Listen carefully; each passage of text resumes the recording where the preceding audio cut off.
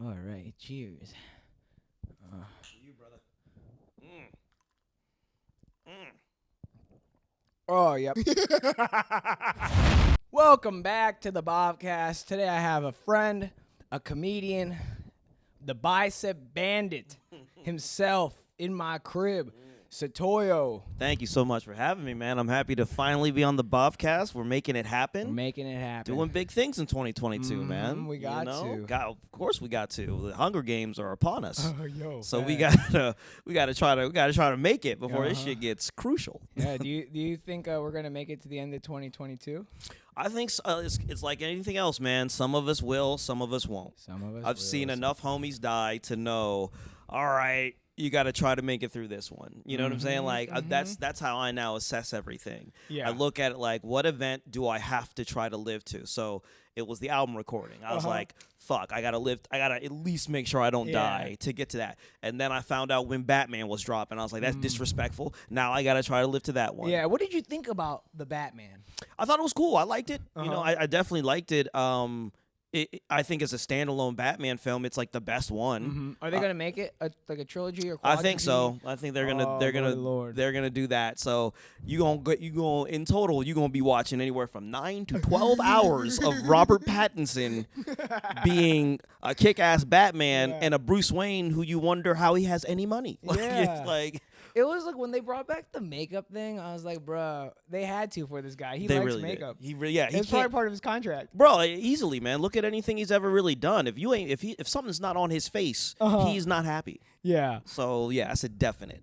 That's a definite. But yeah, man. Now everything I do in life is about events that I have to try to survive to make it to. So that's what 2022 is, and that's what every year going forward is gonna be. Yeah. What do you have any event in like a couple years maybe that you're like, no, this is gonna happen, or you haven't thought that far ahead yet? Nah, I take it like achievement by achievement. I You know feel what I'm you, saying? yeah. Like, so it's like a lot of people are kind of like storyboard, like. I've done that too myself, but in terms of being like, and by this age, you're going to have this thing. Right. Life is chaos, and I've chosen to do Yeah. comedy as a profession. So Oh, yeah. so you can't really anticipate too much of anything. You just got to make sure your ducks are in a row Yeah. when the moment comes and you're called to show up, basically. Oh, I agree so much, man. And I love how you use ducks. I love ducks. Yeah, ducks are the best, man. Ducks, mallards, bro. I fuck with mallards heavy. Have you ever like saw a duck in a park or something and kind of like been like, yo, what up? Like sized it up and then it was like, like it ran after you. Nah, I don't have beef with ducks. Now here's the thing: I don't fuck with geese. Geese. I Geese- think they're the bastards. Yeah, they're terrible. Yeah. But like mallards, although they get it. Mallards is a little bit aggressive within their own thing Yeah. too. But like, nah. Anytime I've ever seen ducks, it's always been all love. I'm from the Midwest. I was raised near a lake for a period of time. Oh, So I love lakes. yeah, so I was just kicking it with the mallards heavy back in the day. Bro. Have you ever been to a quarry? See, nah, that sounds like a East Coast thing. Yeah, it is. Yeah, I don't do quarries. Y'all call roundabouts traffic circles. That's no, that's a Jersey thing. That's a Jersey thing. Yeah. We don't fuck with no roundabouts or circles, man. We heading to a destination here in PA. Yeah, so out here, back home in Ohio, Columbus most specifically, you can always tell if you had if they had a roundabout, it's like, oh, you was in a snobby part of the city. Yeah. You know what I'm saying? Because I remember my ex-girl's parents lived in a roundabout, and they were rich as fuck. And I knew every single time I was going to that roundabout, I was like, I'm about to go fuck a Republican. Yeah. This is going to be something, Yeah, dude. Sometimes like I hate driving in Jersey High because if you get in a roundabout, I can't get out of a roundabout. Yeah, you'll You know? keep you in that loop, boy. Yeah. You spin me Right. around. So Like, that'll be a metaphor for life too. You get high enough, you'd be like, I'm just going in circles. Yeah, really, I really am sometimes. Man, I mean, hey, we do comedy. Doing comedy, it definitely feels like you're running the hamster wheel at times. Yeah. So, but it's more often than not a good hamster wheel. So No, I mean depends on your wheel. yeah, that's fair. Yeah, that's facts. Yeah, you got a some of- wheel with good bolts and lubricant. Is your wheel like? yeah. If you got that open mic wheel, that's a motherfucker. Is it rusty? Are you gonna get fucking what do you call it? Like when you get step on a nail and you get what is that disease? Yeah, what gangrene? No, that's not. Ah, fuck. As a doctor, I should know this. You should know this, but that's all right. It's okay.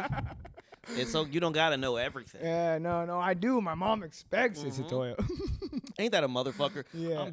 I am so damn happy that although it's weird because sometimes I'll give my mom like she still wants me to be a lawyer. Oh, was that her thing? That was the thing. Yeah. And I took the intro test. I did really well. Right, so right. in her mind, she was like, "Oh, it's a done deal." Yeah. Wait, hold on. Explain to the Bhav Nation. Your background is Nigerian, correct? Yes, I'm Nigerian. Okay. So were you born here and they were, or were you all born? Yeah. there? So my parents were born there. I was born here. My parents came here in '79. Right. Okay. Right. Then had me in the '80s. So the expectation was. That I was going to. There was never, you know how it is. Yeah, you don't even know that you can say no to going to college. Right. You grow up thinking, well, college is just after high school. Yeah, and it's mandatory. It's mandatory. It's the only way you're gonna get into the will, bro. Yeah, exactly. It's absolutely mandatory. Yeah. And here's the thing: I didn't even resent it. Like there was never like I would see some of my homies. Of course, they were white. They would like take a year off from school to go find themselves. Yeah. I'm like, are you fucking kidding, bro? Exactly. You better go to college, right?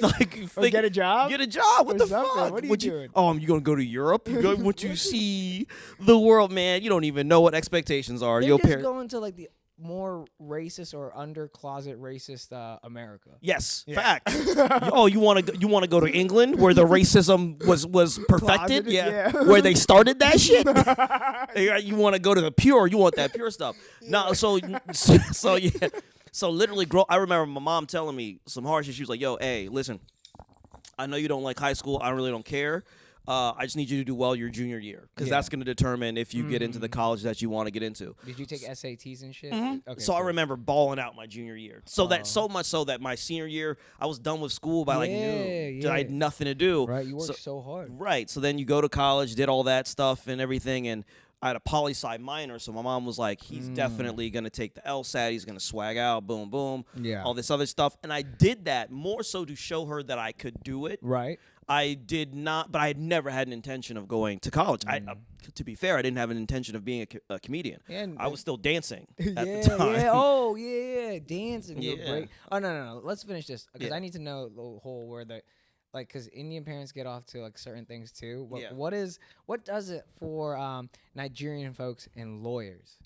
Well, that they've made the assessment that you're not smart enough cognitively to be a doctor, or you don't have the patience, rather. Oh. So she understood very quickly that he does not appear to have the patience to be a doctor. Yeah. At the same time, he's very well read. He can critically think at a very high level, and he can argue a point. Yes, you can. So to her, that was the logical conclusion. It was a sound conclusion. Yeah, She was not incorrect in her assessment of her child. The issue with that is that I had already seen the lawyer homies. I already seen the kids that were in law school, and they were miserable. And I saw the lawyer homies once they became lawyers, and especially at that age, we talking anywhere from 22 to 26. So they're stressed out all the time, so they go ham on the weekends. I wasn't partying yet, so they were going ham and doing blow, cocaine, drinking, smoking, all this other stuff. And then they go right back to being miserable on Monday. So I'm like, okay, that's school. Let school end. And no, they would then they'd get into a firm or a practice or do whatever, and they'd be doing the same shit. And their hours were crazy. And especially when I got out of school, the recession had hit. One of the many, right? The one, was this is like 2008, right? Yeah, the 8 one, Yeah, the 8 one, right? So a lot of the homies just stayed in school, but I'm going to outlast it. And I was like, you're not outlasting this one. So the homies that did go to law school and then did, start to practice, they weren't making the same amount of money anymore. Lawyers weren't making that same amount of money, but their student loan debt was such that they were not going to be able to pay that regardless. I was like, I already got enough student loan debt, and I had some scholarships, and I already got enough debt to ensure that I will not be able to even pay the interest on this shit. So why would I then put myself triple my debt? Triple it at the very least to then, I make a little bit more money, but I'm in the same quandary. I'm in the same issue. Same level. Yeah, almost. same level. Yeah. And now I got a coke habit. No. I was like, you're not about to put me in debt, have me working 60 hours and liking nose candy. You're just not going to do that to me.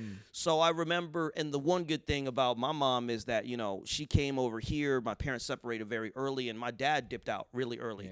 Had my father been there, this would probably be a totally different story, and you wouldn't know me because, the patriarchal reign would have stamped out anything. You would have had 18 kids by now. Oh my God! And in a house, and I probably would have hated all of it. And a kingdom. Yeah, literally, right? And maybe a second family. Hey, that's how. Boy likes a fuck. Nah. Well, men of a certain at that time period, them dudes, fresh. They have a good time. I know. The homies back home, man. I mean, I don't think it's that way so much anymore. But I know. Our dads, their generation, they like to have a good time. Yeah, man, that second family shit was real. So, but yeah, I just had he been there, totally different story.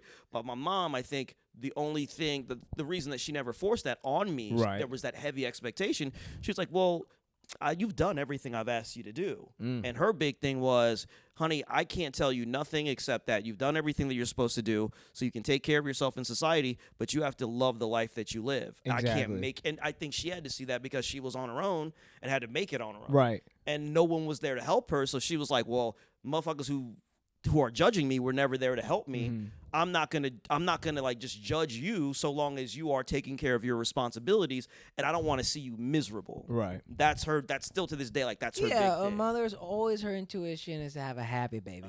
Happy baby. You're happy because they know. I mean, and the only way the foreign mothers of every culture, except if they're pasty, knows is with the punishment and harsh reality. And it's okay. Look, it's okay. I like it now. Now that I've grown up, I'm like, yeah, that discipline got me here, and I can't be too mad about it. You can't be too mad. Sometimes you have to be grounded for a summer. Yeah. Sometimes you just actually have to be grounded for 90 days. Yeah. And your friends are like, are you coming outside to play? And you're like, no, I am not allowed to do that. And you lose. And then guess what? You don't do it again. That thing you did to get you there, you don't do it again. And you're like, oh, okay, because I know about consequences and accountability and all that stuff. Although, Did you ever get a spanking? Oh my God. Okay. I mean, of course. Good. Not for nothing. My mom stopped smacking me when I was about 11 or 12. When you outgrew her and she knew this became a massage rather than a scary. And I think for her it was like, this is not the way in which I want to continue to tell him. Yeah. That he's doing something wrong. And what she found is it was much easier for her to say, I'm disappointed in you. Yeah. That would devastate me much more. I'm disappointed in you, or this was the one that would get me. Setoiyo, I don't know what's going to become of you. I'd be like, oh, I was like, yo, can you just smack me, bro? What the fuck? What the fuck is this? Yeah, they really know how to play mind games, dog. Bruh. Yeah, I was like, yo, just hit me. She's like, so are you going to work at McDonald's? I'm like, what the fuck? Just smack me already. Don't do this to me. So then it's, I'm going to show you. And then it's like, look how much you've achieved. You're like, I got a chip on my shoulder now. I'm not going to be done with this chip until you're dead, Mom. Yeah, it's like, yo, there's no, on a weird level, it's like, yeah, you like it when your mom is proud, at least me, but I like it that she's proud, but also I'm just like, the beef is never over. It's never over. It's never over. Dude, the strongest beef I have with my mom is still over the tattoo, and I have this horrible joke about killing my mom for a tattoo. But then she comes back and reincarnates and haunts my ass. Of course. And but it's real true. I'm gonna get a tattoo when I put aside the money because I want to get a piece of art and a sleeve on my leg first. That's where I'm gonna start. It's kind of out of the way. No one really sees it. Sure. Unless I'm wearing shorts. And it's she's like, no, it's the bane of her existence. Sure. That and smoking weed. Sure. And I'm like, yo, bro, neither of them are bad. I think with the first one though, she has a more legitimate gripe because in her mind, it's like, why would you put something on your beautiful brown skin? Yeah. Which I actually do agree with. This is not to hate on people that have tattoos. Relax, calm down. No, I know. I got a beautiful complexion. Right, but when you have a great complexion, which if you're white, I'm so sorry you're made the way that you are. Don't worry, you'll outlive us all because this is all made for you. But when you have a beautiful complexion and your mom is looking at you like, but your skin is so beautiful, why would you ever? Because again, not only are you an extension of her, but she's proud of you. Look at my handsome son. All this other the light of her life. In her mind, you are the best man that she has ever known. Of course, better than her husband. All that you are the best man that she has ever known, and every day, all that stuff. So in her mind, it's like, why would you defile yourself? Why would you defile your skin? And also probably on some level, she's like, do you want to be like these white people? Yeah. But I it's not. I got the tattoo idea from watching wrestling. Okay, my man Jeff Hardy, all tatted up. he's a wild boy. That's where I got Jeff, it. yeah. Yeah. But like I was like, Mom, other cultures have it, right? All cultures have yes, tattoos. Definitely. And yeah. I was like, Mom, this will be like, it's not like just me getting like a middle finger on my leg. Right. You know, it's like something, it's going to be good. It's like, you're going to want to look at it. The guy gets to sign it. You know what I mean? It's like art. Yeah, but you can't. She don't get art. Yeah, she don't. Art is something to be put on a wall, not on my son's body. That is, oh, you are out here messing around getting tattoos, and you ain't giving me no grandchildren. Yeah, like right, that's right, like, right. Oh, I see. You see what I'm saying? Yeah, oh, so you can have someone write on you, but you can't come in a woman and then produce these kids? Do you even love me? Yeah. Do you even love me? Yes. So I get that one a little bit. Because at that point people have asked me, would you like a tattoo on your body? I'm like, have you looked at my skin? I know, but it's fun too. It's like people say. I mean, I have no doubt. Like I've thought about getting my family seal on me and all that other stuff, and I'm like, you know what, bro? I can just have someone paint that and put that in my apartment. I can just do that. Like, Setoiyo, it doesn't have to be your family seal. Like, you know, they say like, oh, the tattoo always has to mean something. Yeah. It really doesn't. It has to be something that complements your body. Yeah. In the shape of your body. So like, you know, if you got like arms, something like as you get old, like bigger or smaller, it kind of grows with that. Sure. Or like, you know, like against like your certain main lines, right? Right. And then it looks like really, really good, especially in the summer. You probably like just about. I think we have the same skin color. Yeah. Because when I have the sunglasses on, I'm like, oh yeah. Let me ask you, when you go, do you like go to the beach or shit? Yeah. Okay, you get that first like sun-kissed skin. Yeah. Yeah. You bronze a bit, and then you shower, and you're like, oh, who's this guy? Yeah, you bronze a bit. Oh. Make no mistake, my skin, woo! I mean, I still put on the sunscreen and shit, but during the summertime, bruh, that golden brown comes out. Y'all so lucky I stay off these dating apps. Or so lucky I stay off these apps, boy. I tell you what. I personally kind of like the sunglasses tan and like the goggles tan because it kind of adds like contrast. Yes. And do you enjoy that? Like it all one color? I mean, I'll take a bit of the sunglasses tan, but I generally prefer all one color. So even during the summertime when I wear tank tops, they're very, very loose. Yeah. Like to the point that like I'll be walking outside and I'm wearing a tank top, like that almost looks like spaghetti strap. Like my nipples is out and everything because I want as much sun as possible to hit so that it does, because that contrast can become so aggressive, especially on your chest, that it's just like your arms can be one shade and then you're like, it's like I can't stand for that. Yeah, when you look in the mirror that your shirt on, the OCD kicks in. Yeah, and you look ridiculous. You look like a half-cooked hot dog. You'd be like, but how'd that happen? Am I light-skinned or dark-skinned? What's going on, dog? Coming or going? I'm at an identity crisis. Right? Yeah, so yeah, you know what I'm saying? So yeah, speaking of identity crisis, that's actually what got me into comedy. I believe it because, you know, like your family is foreign, and then you first place is Ohio, right? Columbus, Ohio, Yes. Do you like Ohio State? I went to Ohio State. Oh! Yeah, the Ohio State University. Yeah, I'm a Buckeye. And I went to the Penn State, I know, so you know we beefing. Oh, I know, but it's okay. It's not my. Listen. I know. It's not my fault that you went to school where you went to school. 9 times out of 10, we destroy you. I know. But look at it this way: we both have a history of sexual violence against children at our universities. Okay, shout out to Jim Jordan, that piece of shit in Ohio, and what was the boy in Sandusky? Sandusky. Good. So shout out to those pieces of shit. Yeah. I'll have to get a refill on that. Right. Oh yes. Shit. Oh my god. But yeah, so I started out. I mean, growing up there, I found hip hop and breaking out there. Oh, you want this? Yeah. So as a result of all that, man, I was dancing for a long, long time, like professionally for a hot minute.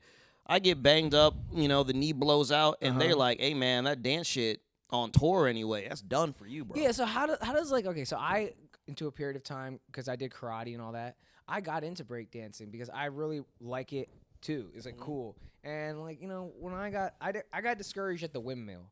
You know what I mean? I can do, like, that turtle guy. The stab and then spin, like, on a shirt. Like, that's about it. My wrist doesn't really bend that way too much.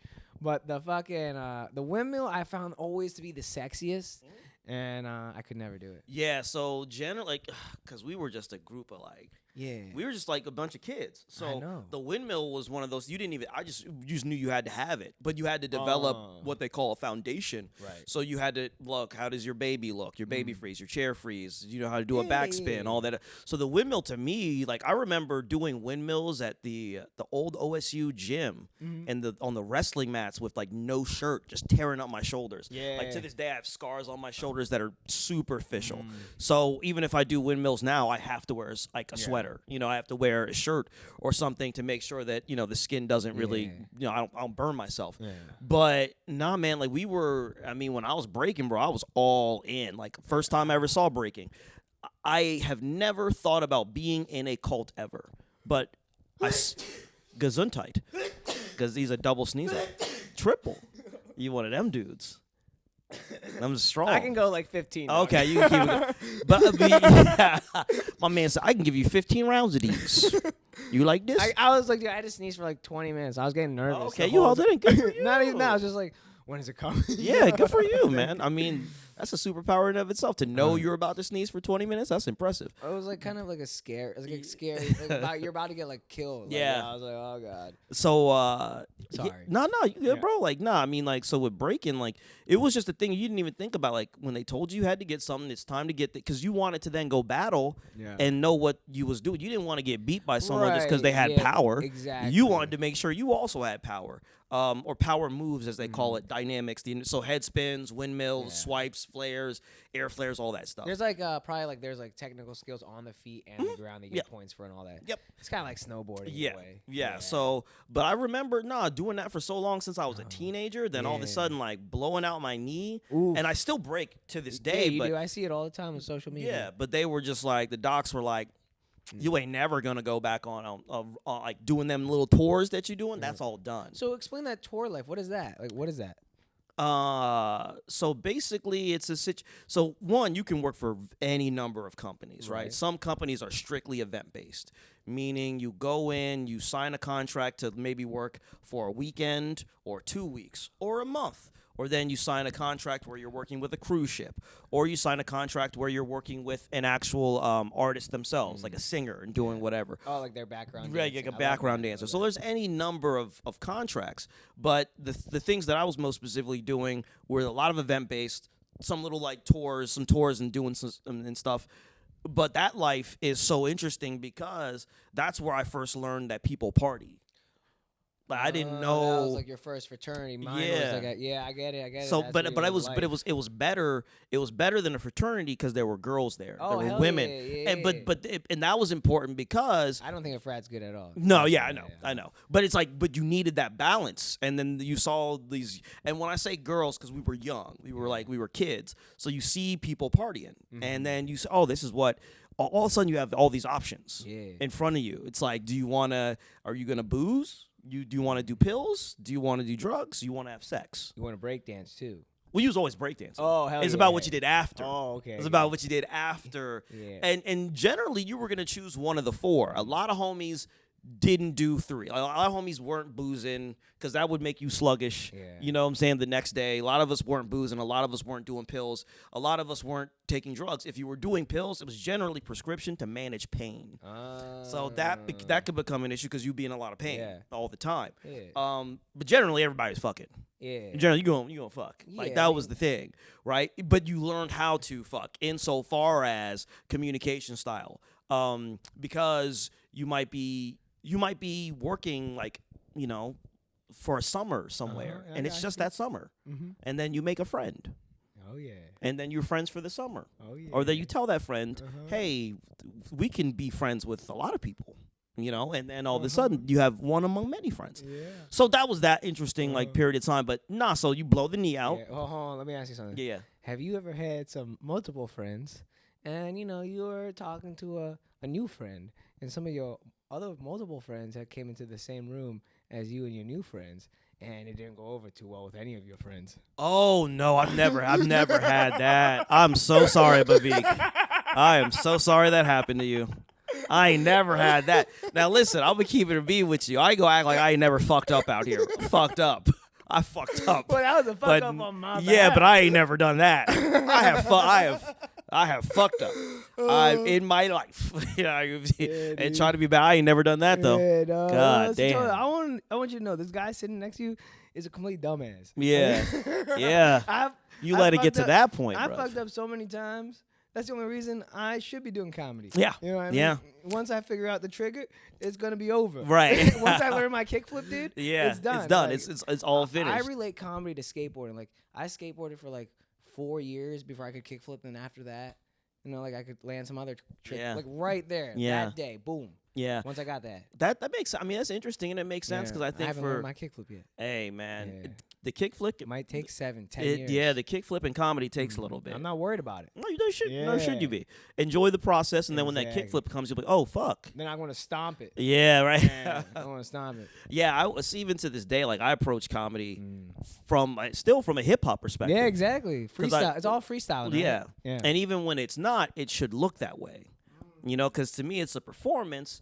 Yeah. So I look at it from the perspective of, especially coming up and breaking and how aggressive that battle culture is, and hip hop being a battle culture. So comedy, like I made some distinctions about how comedy is similar to hip hop and how comedy is so dissimilar to hip hop, right? Like, so within comedy, I don't look at other comedians and feel like they're my competition. Oh, of course. Or my adversary, because I've battled people.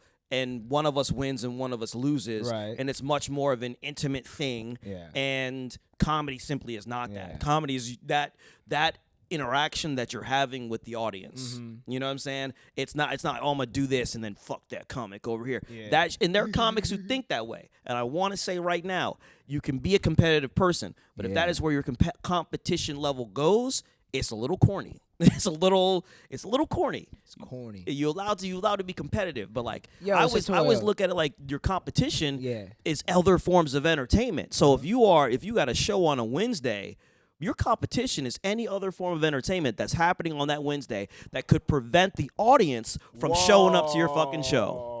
Yeah. In that city, right? Yo, that's a good theory. Because look at it this way. You got the Eagles, you got the Phillies, you got the 76ers, you got the Flyers. You got any number of other forms of you got the Met, you got the Kimmel Center, like we doing opera, we got all the sports teams, we doing everything in this fucking city. So why your competition is those other forms of entertainment that make so much more money. You got to convince that person who has money in their pocket to spend their money to come see you. Your competition is the 76ers, and you're going to lose more often than not. But your job is to pack that room to the best of your ability. Yeah, I agree.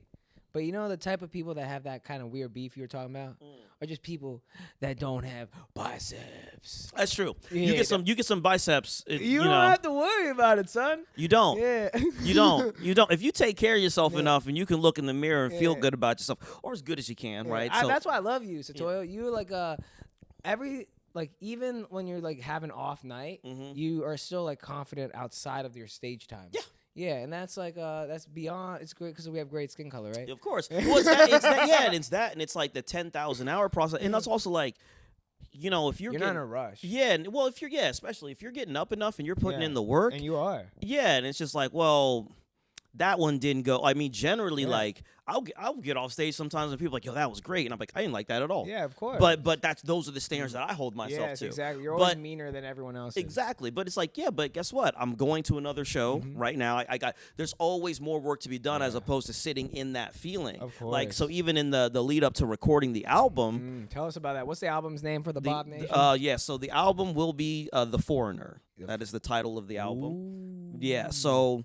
When it comes out, because this is in November, I'll put all the information here. You know what I mean? But The Foreigner. So so we're doing this now here. You know what I'm saying? Like, so it's April now. Yeah. My goal is to have it out by summertime. Hell yeah. So, but in the lead up to that, man, like, so because when you are doing an album, be released on Helium Records. Tell the Gam back in India, the village. Yes. Gam means village. Tell the village, how does the whole, I forgot to tell you this in the beginning before we started. Sometimes when I ask you to explain something, it's not for me. It's more for the village. The village, yeah. So tell them how album recording develops and how it happens. So basically, they got at me and shouts to the club and shouts to Helium Records for being like, yo, we believe in you. Like, I've been with them for a while, so they were like, yeah, man, we believe in you. Why don't we do this? And they've said that to people who are also very deserving. I saw a couple other album recordings. Yeah, so everyone got they should. Yeah, the people who should. Right, they got years in the game. That's what I'm trying to say. Sorry, it came out weird. So basically, then they give you the date, and then the onus is on you to have the time. Now, I was in a very fortunate position of I've done hours before. Oh, you know what I'm saying? Yeah. Like, but I hadn't done an hour since pandemic. Yeah. So I just hadn't done an hour since like 2019 because there was no time. There just was not time like that. So basically, it was just like running. Like, okay, any 15, 20, 25, 30-minute thing I can get, and actually just falling in love with the process of what jokes are going to make the album. So I would write out my entire set, every joke name. I would write it. No, never word for word. Okay. But I'd write out the title of the joke. I feel that. So I'd write it out, and I'm like, oh, you forgot a couple. And then I'd write it out again, and then add those couple I forgot. Oh, you forgot some more. And then boom. And then I would put an asterisk to the side and put other jokes. I'm like, they may make the album, right? Let me see how they fit in. So I was very fortunate that, a lot of spaces gave me time to run my set, and I just got to really, because when you do this, it's going to be so repetitive. Whatever you were writing that's new, you have to stop. You got to stop all that because you got to focus in on this album, focus in on this time. I got to work on this old shit. And you got to make sure you got to be like, at least for me, I was like, I've seen people do this and they hate running their stuff. Yeah. I do not want to be one of those people. Yeah. So let me fall in love with this process. And what wound up happening is I brought back a lot of old shit. I brought back some shit that wasn't even that old that I had forgotten about. But I'm like, I remember you. You like did it one night and then you're like, I did that one night. And then I was able to make it so much funnier and fresher because I had become a better comic. Yeah. So it was literally like falling in love with that process, pounding pavement, doing it, being excited about it. And then, I got to do 1 hour at the lab in Ambler. That was pretty cool because I didn't even get to run my whole set. I was supposed to, but it was right, like Omicron had just hit and it was knocking us over. And the audience that was there, they were very rowdy. They hadn't been outside in a while. Exactly. So I only wound up doing 30 minutes, and the other 30 minutes was just crowd work. You know what I'm saying? Like, so it was one of those things where you consistently have to just be dedicated to running your jokes. And I would take, let's say I get a 10-minute set. I'm like, all right, I got a 10-minute set. First show, I got a 20-minute next show, another 15 to end. So here are the jokes that I'm going to do. Exactly. You know what I'm saying? I feel that. So it was about falling in love with that process on top of now promoting. Because, the jokes are one thing. Yes. And the jokes handle themselves if you are serious about the act of like really, fleshing out your shit. But the most pressure I felt, actually, the actual pressure wasn't the set itself. That was going to be fine. Yeah, I wasn't doing that. Yeah, I wasn't worried about me. It's about what can I draw? Yeah. Can I actually fill that place to the best of my ability? Because what you have to understand about comedy, especially when comedy is taking place in professional establishments, every comedy club, regardless of what they say, is a bar restaurant. They are there to serve food and drink. Yep. You happen to be the thing on stage that is there to convince that audience to spend their money. You're a jukebox. Until you're a star, headliner, whatever, you're a jukebox. We can take you out and we can put another jukebox in that just plays another form of music. I kind of love that analogy. That I just had a revelation in my head when you just said that. You're a jukebox. Mm-hmm. So you have to do something enough to, because I always knew that the hardest thing to compete with is food, especially when I go to comedy mics and shit. Like I go to eat and then do my job. Yeah. And then I was like, wow, like that jukebox, that vision I just got. I was like, whoa. Literally, man. I mean, because you gotta understand, man. Like these people have taken time out their day. Mm-hmm. These are regular ass folk. They got jobs. They got families. They got a house. They got a mortgage. They got a relationship that could be So right. That's generally when it's like that, right? But so they are spending their money, like that's their date night. That's all their stuff. So for me, it was like, how do I convince these people to come out? Because the club is looking at it from this perspective. We believe that you can totally do this time. Yeah. That ain't the issue. Oh yeah. The issue is, can you draw? Because we need to make money on your night. We're not doing it for any other reason but to make money. It's not a fairy tale. As a person that grew up in a business, I get that hustle. Yeah. All Indian people get that hustle. You white people that don't get that hustle and think this is all a fairy dream, It's not. It's not. Business. It's not. It's all business, baby. Yeah. And so for me, it was like, all right, my social media following is not crazy, but I was on the ground. Yeah, but you're homegrown. People love you in the city of Philadelphia. So so make no mistake, I was out here kissing babies, bro. Yeah, you were. When the homies were like, I would get hit up by people. They'd be like, oh my God, I'm here. I haven't seen you in a while. I'm here at this bar. Do you want to come hang out? I'd come hang out for the purposes of buy tickets to my album. You know what I'm saying? So I was literally like, I was posting about it on social media like crazy, but I was out on the ground, literally being like, yo, come out. So thankfully, it worked out, and it really, really had to, because my mom hadn't seen me do comedy in like 11 years. Oh. And I brought her in town for this. Oh yeah. Brought her in town, put her up in a hotel, whatever, like. From Ohio. Yeah, from Ohio. Yeah. So, she was here for a week, and it was about like, oh man, I gotta pack this place to show the club that I am a draw. Yeah. And then to show my mom, here's why I didn't go to law school. You may not understand this. I know that pressure. I know what you did. The first time I brought my parents to a fucking comedy show was at fucking Northeast Comedy Cabaret. Woo! Right? Oh, I'm so sorry. Comedy. No, but like, check this out. Yeah. It was a competition. James Hancock beat me. Okay. Yeah. So James funny dude. But he came with 4 people. I came with like 45. Mm-hmm. I came second place. Yep. I fucking bombed so hard. I did 5 minutes all on my motorcycle.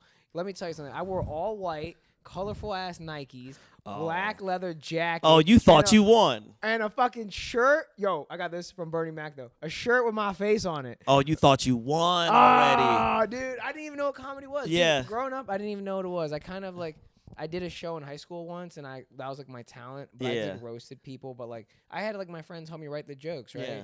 And so I didn't even know what I was doing. And I became an engineer. I was like, that's when I was the happiest time sober. Yeah. So that's when I kind of found and I did like 1,000 people that night. Yeah. And it was like I hit so hard in it was like, oh, this is gonna be funny or really awkward for 10 minutes, guys. Yeah. And it cracked, dude. Yep. And I did every word that came out of my mouth after that. Every sentence was a punchline, Setoiyo. Yeah. So when I bomb now, I'm like, no. You guys weren't there for that. Yeah. But that happened all by accident. Yeah. You know what I mean? Yeah. So it was like, I know that was such a gift, my first experience. Yeah. And I have to work so hard. But like, yo, dude. So I wanted to go to your fucking album recording. But, my mom's broken. Vishnu been hitting it too hard. Yeah. And so I've been having to work at Dairy Queen. Let me ask you a question. Yeah. So you had a gang of people on, right? Like Frank. Neblett. Yeah, Frank Neblett, Frank Neblett, Rachel Fockletto, Cat Mosley, Keen Cobb, and myself, and then Eddie did the check drop. Eddie Finn. Yeah. Oh, that's great. So basically, like all the people up front did 7 minutes. Yeah. So it basically came out to about 28 to 30 minutes. Then I go up, do the hour. And then Eddie's there to then basically play cleanup and do the check drop, which is where you don't want them dropping the check during your album recording. Yeah, of course. So then they bring up another comic after you to then entertain the people while they're doing math. So they don't have to do it during your set, because if they do it during your set, it ruins the recording because you can hear it. The energy of the audience dramatically drops. Of course, everyone's paying attention. You know what's more important than Setoiyo?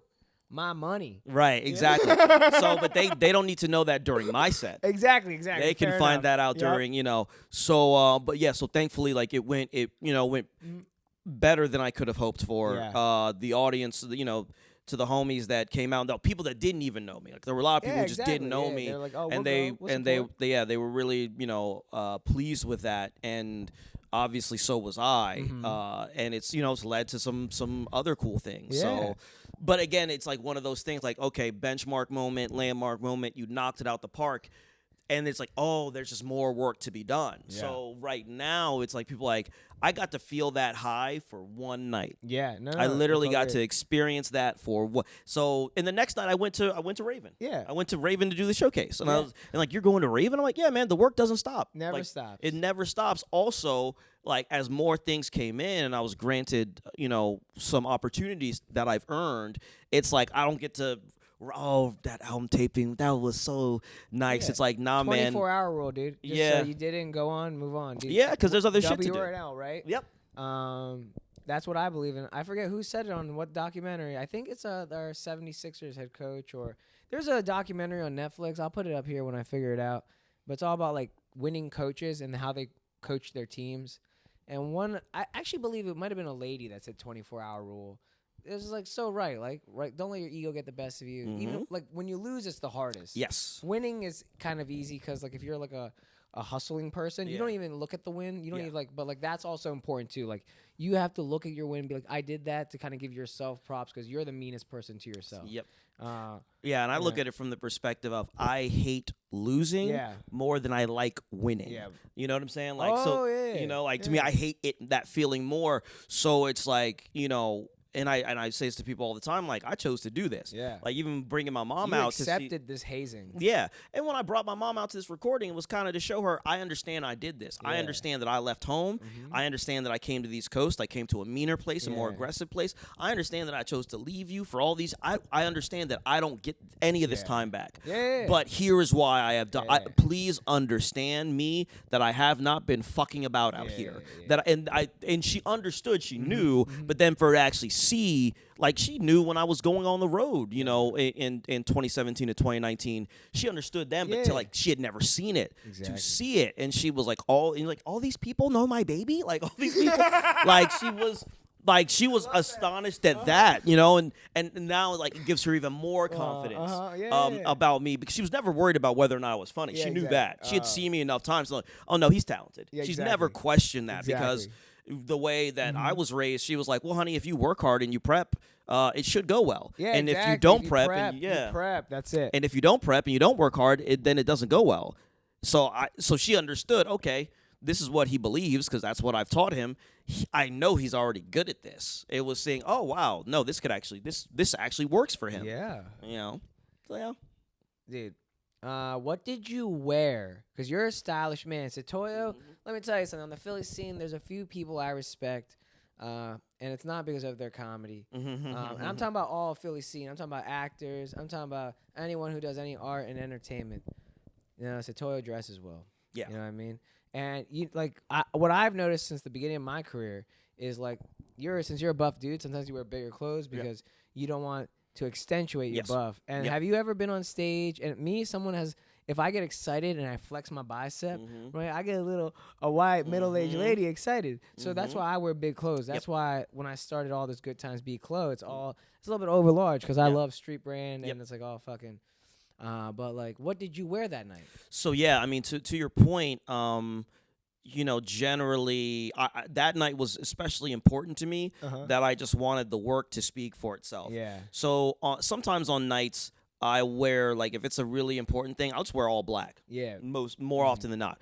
Black shirt, black T-shirt, whatever. It's a foundation. Yes, but for the purposes of this, much to your point, I did want to hide my body. So I wore a green, like a Nigerian green sweater that just said Niger Nation on it. Now, that's great color. Colors always work on colored people, especially our colored people. Exactly.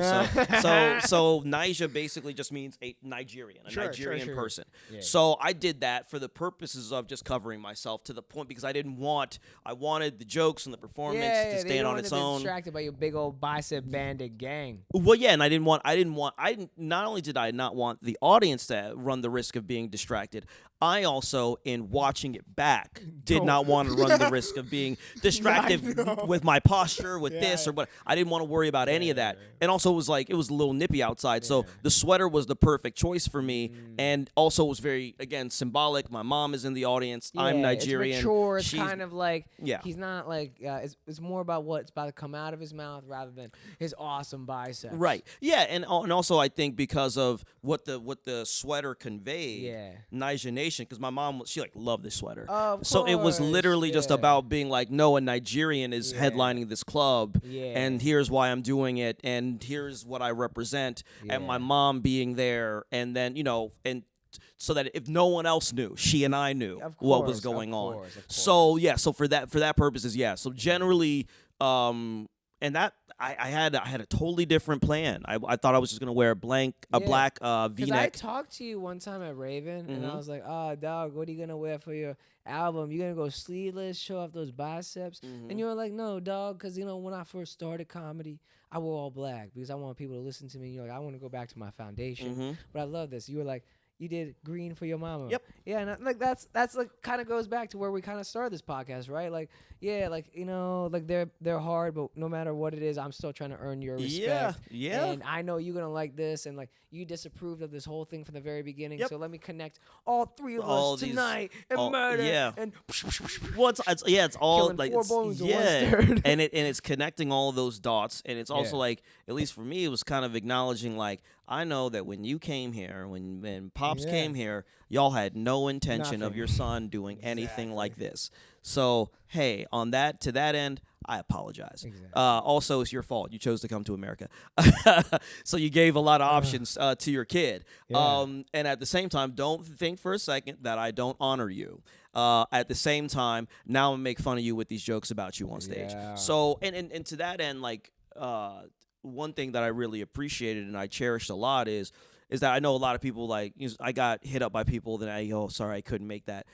That was me. Yeah, I mean, well, you know, the funny thing about it is, man, like, I've heard from other cats, you know, who felt some kind of way about the people who didn't come. And to me, honestly, man, I was so grateful of those who did. That Dude, it superseded. You understand at this point, right? Being a comic, like when you first start doing comedy, you're like, yo, come out to my show. And like no one ever comes. And like even people like I don't know if they told you, but they've told me, yo, when you do a show at Punchline, like hit me up. When you headline that. And let me guess what? You have headlined a show at Punchline. And those same people still don't come. Yeah. They're like, let me see you on Netflix. All right, bro. Are you going to have Netflix? You're going to have the money to have Netflix, motherfucker? Because guess what? At that point, I'm going to have all the subscriptions, motherfucker. Well, yeah. You know, the funny thing about it is, like, one of the homies, he got his thing on Amazon. You know, very funny dude. Eric Terrell. Shouts to him. I watched that. Yeah, I love Eric, dude. Yeah, that's bro. That's bro right there. I did a showcase one time as a wife's ice cream. Yes. The ice cream parlor they had. Yeah. And the thing is, since I'm a Dairy Queen dog, I really, I bombed. I bombed because, you know, my girl and I were going through a hard time in our life. Your head wasn't in the right place. My head wasn't in place, but Buddy Love was headlining it. Yeah. And I really got a kick out of his set because he's a little bit like, he meditates a little bit. So I was like, hell yeah, a black man that meditates. I was like, whoa. Yeah. And then I ate some of that ice cream. And as an ice cream man myself, I don't like mixing alcohol and ice cream. Sure. But they did do well. They did it right. If you are a fucking real alcoholic, you got to do this. Yeah. Yeah, you know, so, but to your point, man, like, Eric dropped his on Amazon. Yeah. And I was there for the release party. I got to do a set there that was super duper fun. And even Eric was like, hey, man, you know how many people, I'm on Amazon and so many of the homies didn't watch. Yeah. So for me, it was like, yeah, because that's just how it is, man. Like, until you are a megastar, so many people just got other things to do. You can't be mad at that. You can, you got to be thankful for everyone that chose to come along the way. And the fact that, like, I almost sold the place out on a Wednesday. Yeah. So I'm like, people felt that compelled to come out on a Wednesday night. So to watch me do my shit, it's like, hey, man, I know life is busy. I'm so thankful that y'all took the time to come out. So I'm going to give you a hell of a show. Exactly. And to the homies that couldn't make it, hey, man, I get it. Because it's not like I've made every show that was a milestone moment for the homies. Yeah. Because we're all moving out here. You know what I'm saying? It's like we're hustling. Yeah. And, dude, when you even talk about, like, Eric's Amazon thing, right? I was just scrolling through the comedian section of Amazon, and I was like, Eric Terrell? And I was like, my dog? And then I clicked it, and then I watched it. But, like, you know what that is all due to? Sometimes it's due to the algorithm. Yes. And, I mean, I did see he was releasing it, but, like, you know, I probably saw it back when he first put out, like, his first promo. Yeah. But it's hard. You also go through so much content. And how much, like, I like, when I cross-pollinate my Instagram accounts, the amount of views I get on my stories goes tremendously low. Like, if I do, like, the Bhav's life, not the Bhav's life, the Bhavcast on, like, the Good Times Be Clo, like, whatever, I get, like, 24 views on a story, and I'm like, what? Yeah. The algorithm, honestly, man, the algorithms will have you they'll have you insecure about your entire life, man. Dude. Sometimes I don't even pay attention to them too much, or when I do it, I have to pay attention to it in a very, very data-minded way. So I have a lot of empathy for, like, the Gen Z kids because this is a part of what this is how they ascribe value to themselves. Yeah. Thankfully, I just missed this. Yeah. You know, I'm in my mid-30s, so this doesn't totally apply to me. Well, your comedy career is, like, kind of like it's old school. Yeah, it's pre all this stuff. That's why I'm kind of like like not like jealous or like, but like it's kind of like I can recognize that, and I'm kind of envious of that. Like you can take like you did your 10 years, right? How long have you been doing comedy? I've been doing it 12 years. 12 years, exactly. So you took your good old pledging time. Why did you choose Philly? Oh, so basically, I started comedy in Columbus, Ohio, right? After the knee surgery, I'm rehabbing. I can't dance at all at this point. And my homies have been telling me that I was funny forever. Yeah. They've been telling me that I was funny since I was a kid. You're charismatic. Yeah, very charismatic. That goes a far way. Yeah. So I was very charismatic. I am. This is a fact that, we just have to lean into. Yeah. But I had nothing to do, man. And the homies were telling me that I was funny. I used to write satirical articles to pop the homies. I would write these satirical articles. I'd put it on a blog post, and the homies would like love it. So I had nothing to do, and a person I was dating at the time was like, I found this open mic, and maybe you should go to it. I think you'd be really good at it. Now, was this person you're dating a fucking comedian, or was she just no? She was I was civilian. I was rebounding from a terrible relationship, and this was just a nice person. So I go to this open mic and I ask what the rules are of this bar. Hal and Al's. It's not around anymore, but they told me basically, R.I.P. to Hal and Al's, and they told me how it all worked. And I wrote out my set. I waited 2 weeks, performed. It went way too well. So I do about a year and a half. Went way too well. I love that because some of my like first sets went like way too well. Like I think just my very first set went. Nope, actually, no, never mind. Yeah. No, I think back. So like it went so well. I recorded it and I still have it, and I'm like, objectively, this is good. The material's trash. Yeah. But like the audience is laughing the entire time, right? So that gets me that I get bit with the sickness. So I flirt with it for about a year and a half. But at the time, I was the only open micer in that part of Columbus who happened to be black. Yes. So I felt that I was able to get away with a lot of stuff. You got that token mentality. Right, and it was a nagging feeling within me. And I had it because growing up, I didn't know too many of the clubs. I didn't know how any of that shit worked or whatever. Of course, nobody does. But I knew about the DC Improv because there were so many dudes that I would watch on Comic View and all this other stuff. And I would listen to interviews, and they talk about the DC Improv. And I saw the DC Improv one time because I looked it up on the internet, and I just saw it. And I had a dream that I was performing in the DC Improv, and it was a very deep dream. Yeah. So as a result, I don't know what I'm saying, but I was saying. Were you crushing stuff. In the dream? No, I was saying stuff to an audience of blank faces. Damn, that's good. And I was like, I woke up and immediately thought, if I go anywhere with the shit that I'm doing, if I go to any place where they got black folk, if I go to any place where they got culture, if I go to any metropolitan area, they will look at me like I killed their cat. It was an instinctive thing that I just knew on the inside. Yeah, I had that experience in real life one time too. Like I did, Buzz Taylor. Yeah. Yeah, so he invited me to Laughing High, and the thing was, Laughing High was majority all African-American people, and they're all high as balls, and there was 2 white kids in the crowd who I brought, and then there was an Indian girl in the crowd who I brought, and I got a little high because I love smoking weed, but my high is like a black person that is high needs to experience me multiple times. On the first, he's like I went down there and I was like, yo, what's good? But like, see, the thing is, it was like I felt like I was almost like I had to like be something. Yeah. So I was like, what's good? And they were already like, damn, this dog already too loud. Yeah, he already. Yeah. And then I end with a joke about like fucking killing my mom for a tattoo. Oh, and, that's not gonna go over well. Yo, this is like, see, this is the thing. Like you didn't know. I didn't know. You can't talk about killing moms to black folk. That don't stand, bro. No. See, that's like more like an Indian, Asian, maybe Russian, white people, but like definitely not black people at all. You're not killing moms out here, bro. Fuck, I got to the punchline, and I literally just saw this girl like look down at her nachos and just.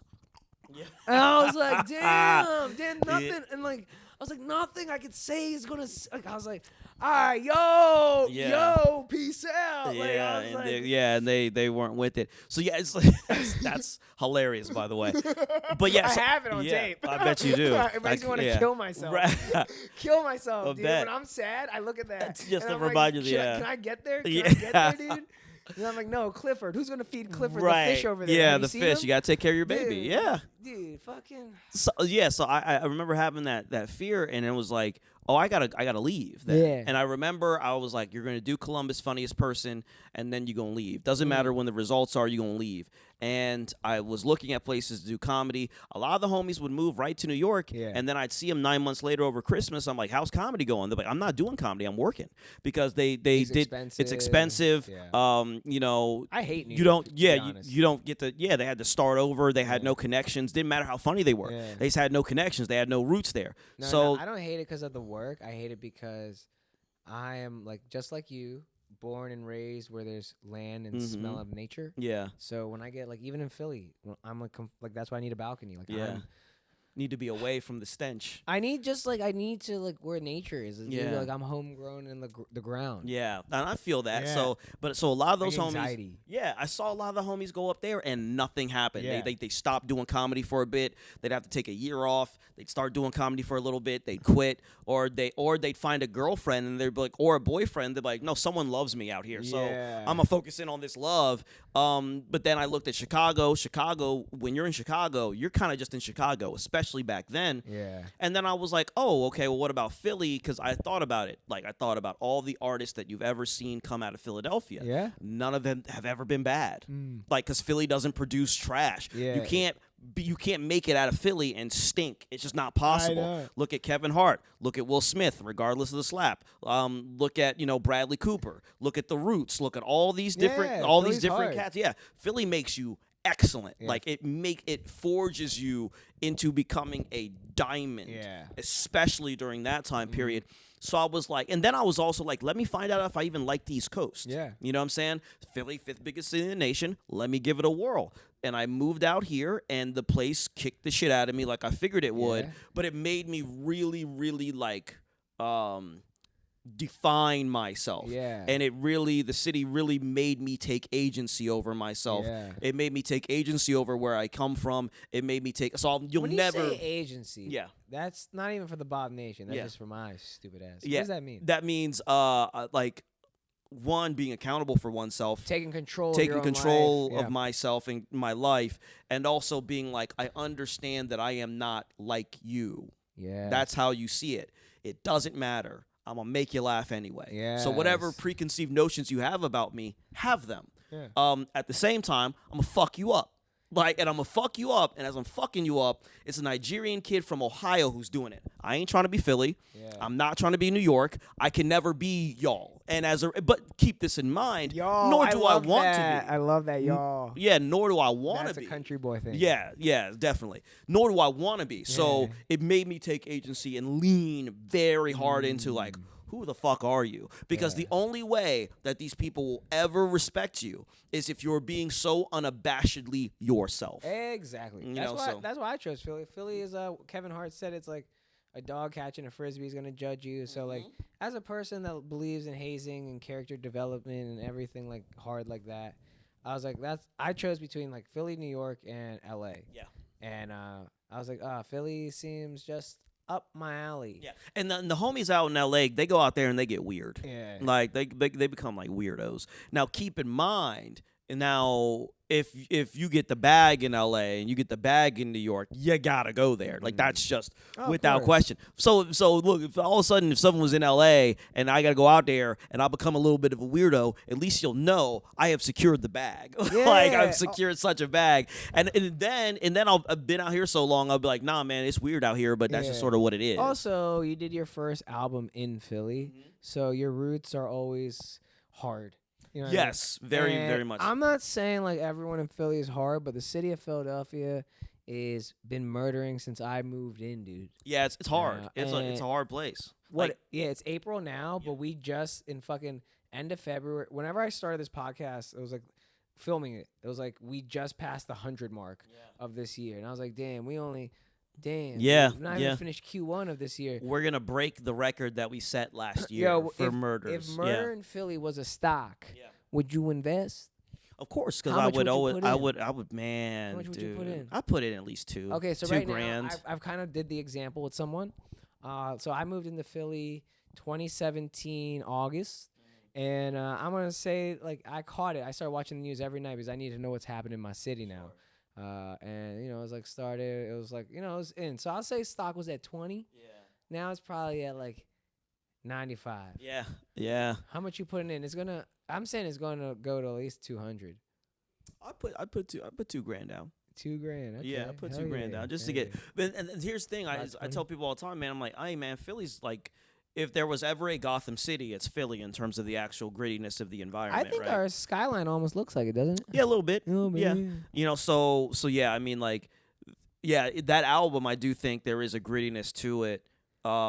Because I mean, even before that album, like, I recorded on a Wednesday, but that's Saturday I got jumped. So I got jumped in the city. What is that? Okay, so like, let's not even fucking just skim over that, because I'm a man of violence. What does that mean? Like, how did it happen? So here's what I can tell you, because here's what I remember. Yeah. So they knocked you out. Yeah. So I'm walking home, and then I wake up. I'm in the ER. Shit. That's what I remember. How many times in your life have you ever been in the hospital? I mean, a handful. Like emergency room and all that, like a handful. A handful of times, but never. But I always knew I was going there. Exactly. This was the time that I thought I was going home. And then the lights come back on, and I'm not at home. Right. Yeah, I've been there like twice. Yeah. So from what I was told is someone came up and hit me with an object in the back of the head, and I went down. Shit. So, and then someone saw it. Yeah. Yelled out. So the person didn't even have a chance to do anything worse. Right. Yeah. So because they had to run off. So the person sees me, I'm on the ground, whatever. They roll me over. I'm in bad shape. I don't know this yet. So I get into I'm in the. Did you get any physical wounds? Like, are you bleeding? Yes. Yeah. I didn't. Yes, but I didn't know this at the time. So I go into the ER, and I wake up there. And they're asking me a bunch of questions. Now, I don't remember the question. Yeah, that's the most stupidest thing ever when someone suffers head trauma. Yeah. Is as soon as they wake up, oh, do you remember? Yo, bro, fucking chill out. You guys are doctors. Hold up, fucking chill up. Give them like 9 hours. Yeah, tell me where I am. Yeah, because I don't know where I am at this point. Like, that's the problem with these motherfuckers. Yeah. Anytime it's like I'm in trouble. I am here, but like, okay, so when I did it, I was being a naughty boy. Okay. But like, like, you need kind of the puzzle pieces to even put the puzzle together. Exactly. They're like, put the puzzle together. Yeah. What puzzle? What puzzle? I don't know. And because you're not telling me, I'm getting agitated. Like, not like aggressive, but I'm stressing out. Yeah. Like I'm in a lot of pain. And for some reason, I'm seeing blood all on my shirt. And no one's explaining to me what's happening. So then I go out again. Yeah. Right?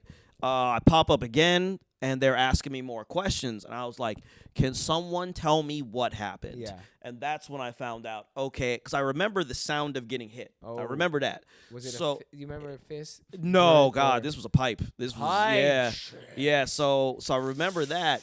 So I get cracked, and then, so they tell me it, and I go out again. Ooh. I come back too, and they're not like they're asking me a bunch of questions. I'm like, and I don't remember what I said, but in my thinking back at it, I'm like, these guys they were just seeing if I had a concussion, when obviously, right? So was it the cops or the medical? No, it was medical staff. Oh, yeah, it was medical staff. Cops. No, if it was cops, I'd be like, of course they don't know what they're doing. Exactly. I fucking hate the police. Right. So. I finally, and because this is it, the COVID and everything like that. It was at Jefferson. The hospital's full. Mm-hmm. Hospital. So I'm in a stretcher in the hallway. I'm not in a room. Yeah, I'm not in a room during any of this. Right. So I finally get released and whatever else, and I live right next to Jefferson. So I just walk home. I go to bed. Right. Apparently, I do the thing you're not supposed to do. Yep. I passed out like 6 times in my life, and every time I've gone to bed right after. Exactly. That's why I'm retarded. Yeah. So I finally wake up. I look in the mirror. Turns out like I got a cut down my eyebrow that's like come close to my eye. Crazy gash on my right cheek. I have 2 black eyes, and my right eye is bloodshot red. Yeah. Right. So, and I'm like, and this is Sunday morning now, and I'm like, fuck, I gotta pick up my mom. Shit. Oh, dude, I've had one of these. Because my mom she's coming for the album recording. Yeah. She gets it on Monday. Oh, this is the recording. Yeah, the recording's on Wednesday. Yeah. So, so that pans out, being what it is. So I had some help. I had one of the homies come through. He looked after me, and I was already able to clean myself because I had first aid supplies. Was this like a hate crime, vengeance, or just accident? I mean, here's the thing. I've told you as much as I know. Yeah. Right. So I can't tell you anything else because I don't know nothing. Now, else. be honest with the Bhav here. Yeah. Do you really have any beef out there? I can't see. Like, have you smacked someone's ass because you like big butt and like that was someone's girl? No. Or anything like that? For the record, anytime that I've ever smacked an ass, it's been because it's consensual. No, I'm not saying that. Either they have, but either they have. No, I ain't out here touching women. You ain't a home wrecker? No, God, no. Ever have a phase with home wrecker? No, not at this stage in my life. I found out that I was a home wrecker. Yeah, I've definitely found out that I am. I was like, oh shit, you're what? Married? Wow. What a time to find out. Mm-hmm. Thank you for this sandwich while I'm naked. Wait, do you mind if we take a pause because I got to pee? Yeah, do your thing, man. Let's do it. So we got to come back in on this. Yeah,